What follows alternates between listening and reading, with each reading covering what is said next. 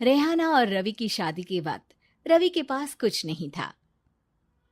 रेहाना, तुमने मुझसे शादी करके एहसान किया है। मुझसे ज्यादा तो तुम कमाती हो।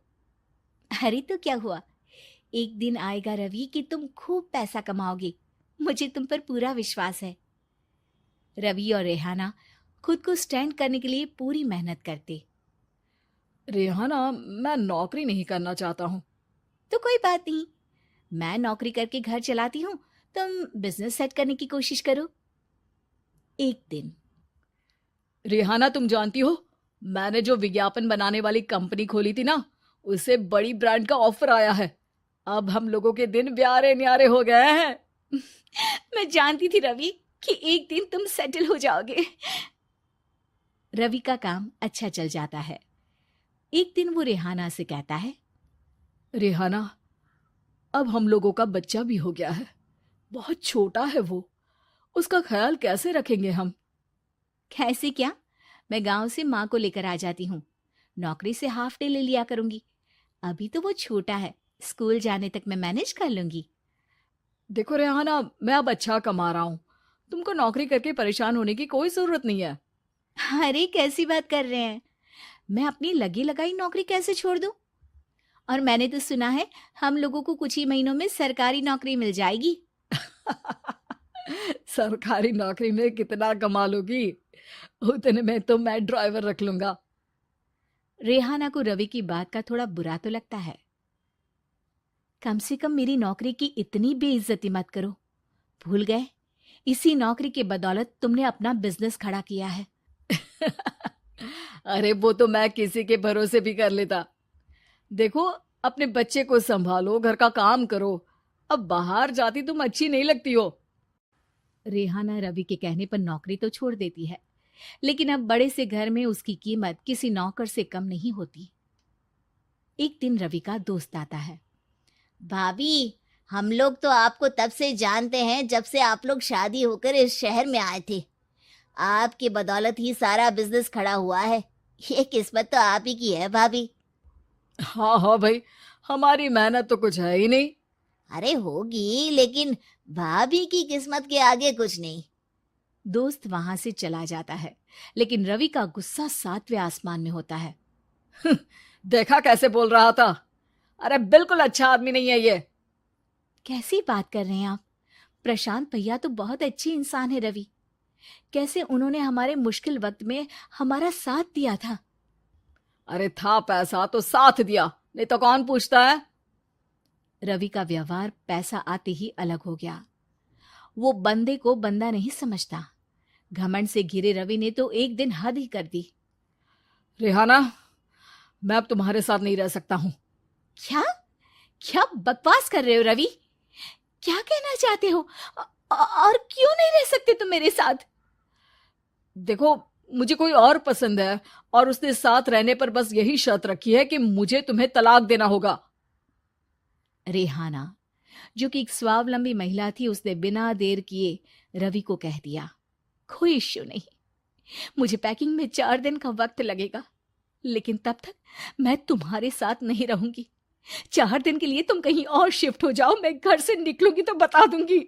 रवि घर छोड़कर चला जाता है।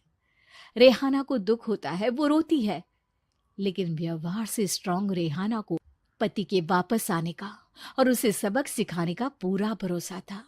फिर एक दिन, अरे शुशिका, कब शादी करोगी तुम मुझसे? यार मैंने तो सोचा था तुम शादी से पहले मुझे विदेश लेकर जाओगे, महंगी कार दिलाओगे। अरे सब दिला दूंगा, लेकिन पहले मुझसे शादी तो कर लो। हाँ हाँ, क्यों नहीं। मैं कुछ दिनों के लिए अपने मम्मी पापा के पास जा रही हूँ और लोगों से अपनी शादी की बात करूंगी। अरे शुशिका, कैसे रहूंगा मैं तुम्हारे बिना? अब तो शादी ही होने वाली है हम लोगों की। शुशिका रवि को छोड़कर चली जाती है। रवि घर आता है, जहां रेहाना को ना पाकर उसे सब अजीब लगता है। घर तो रेहाना के बिना कुछ नहीं है। बच्चे की याद भी आ रही है। चलो एक वीडियो कॉल कर लेता हूँ। रवि रेहाना को वीडियो कॉल करता है, लेकिन रेहाना फोन नहीं उठाती। रात को सोते वक्त मन कर रहा है मुन्ने को गले लगा लूं। चलो कोई ना, शुशिका से शादी के बाद मेरे और भी बच्चे होंगे। अगले दिन रवि ऑफिस जाता है, जहां टीना खड़ी होती है। सर, आपने अपने नए ऐड के लिए मॉडल की रिक्वायरमेंट डाली थी ना, मैं उसी के लिए आई हूँ। रवि टीना को देखकर खुश हो जाता है। अब शादी हो गई है तुम्हारी? नहीं सर, बस अच्छा सा हैंडसम और अमीर लड़का देख रहे हैं मेरे मम्मी पापा। रवि के दिमाग से तो टीना को देखकर शुशिका का ख्याल भी खत्म हो जाता है। अरे यार, ये लड़की मिल जाए कितनी सुंदर है। शुशिका तो इसके आगे कुछ नहीं है। अब क्या तुम्हें ऐसा नहीं लगता कि मुझसे मिलकर तुम्हारी ये खोज खत्म हो गई है? आप तो 2 बच्चों की पापा लग रहे हैं। अरे नहीं नहीं, मेरी शादी तो हुई थी, लेकिन बीवी को किसी और से प्यार था, मुझे छोड़कर चली गई। खैर, टीना की दोस्ती रवि से हो जाती है, लेकिन 1 महीने बाद शुशिका रवि के पास वापस आती है। मेरे मम्मी पापा तुमसे मिलना चाहते हैं, लेकिन उन लोगों को ये मत बताना कि तुम पहले से शादीशुदा हो, और हाँ, शादी से पहले अपनी सारी प्रॉपर्टी तुमको मेरे नाम करनी होगी। अरे पागल, अब मैं तुमसे शादी ही नहीं करना चाहता। भला ऐसी लालची औरत से कौन शादी करेगा? तभी वहां टीना आ जाती है। रवि, ये पागल सी औरत कौन है? देखो, तुमने ही कह दिया ना पागल, तो पागल ही है। पता नहीं कौन है, कह रही है शादी कर लो, लेकिन शादी से पहले अपनी सारी प्रॉपर्टी मेरे नाम कर दो। बोल तो सही रही है। वैसे तुम जानती हो, मेरी एक सहेली है, उसके पति ने उसे पैसा आते ही छोड़ दिया, जबकि उसको खड़ा करने वाली ही मेरी सहेली थी। और मुझे भी भरोसा नहीं है। अगर मैं भी तुमसे शादी करूंगी तो तभी जब तुम मेरे नाम अपनी सारी प्रॉपर्टी कर दोगे। अरे हाँ हाँ, क्यों नहीं, बिल्कुल कर दूंगा। रवि और टीना की शादी की तारीख तय हो जाती है। वो अपनी सारी प्रॉपर्टी के कागज लेकर शादी वाली जगह पर पहुंचता है, लेकिन वहां टीना आती नहीं। रवि टीना को मैसेज करता है। कहाँ हो? सॉरी, मैं तुमसे शादी नहीं कर सकती, मुझे तुमसे भी ज्यादा पैसे वाला मिल गया। रवि को गुस्सा आ जाता है। वो गुस्से से सारा डेकोरेशन तोड़ रहा होता है कि वहां रेहाना आ जाती है। सर, क्या हो गया? क्या डेकोरेशन पसंद नहीं आई आपको? अ, तुम यहाँ क्या कर रही हो? मैं यहाँ की डेकोरेटर हूँ।